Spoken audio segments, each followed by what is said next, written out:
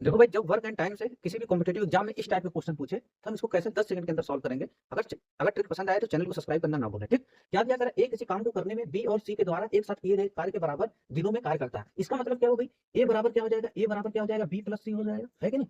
ए बराबर क्या हो जाएगा, बी प्लस सी हो जाएगा, दिनों में कार्य करता है। यदि ए और बी उसे 10 दिनों में, क्या दिया है तो भाई, अगर ए प्लस बी, अगर ए प्लस बी उसे कितने दिन में कर रहे हैं भाई, 10 डेज में कर रहे हैं। कितने दिन में, 10 दिनों में कर सकते हैं।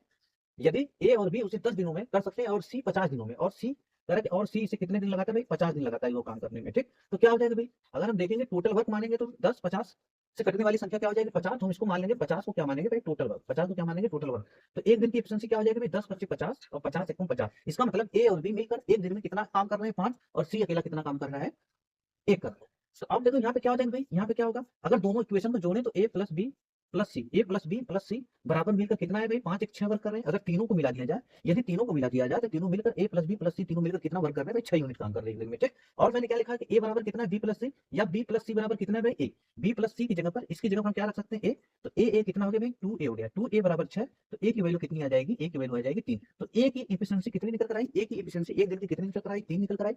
जब ए की 3 निकल कर आ गई, ए की 3 निकल कर आई, तो बी की कितनी हो जाएगी भाई, ए और बी मिलकर 5 यूनिट काम कर रहे हैं, ए की, तो बी की कितनी हो जाएगी, 2।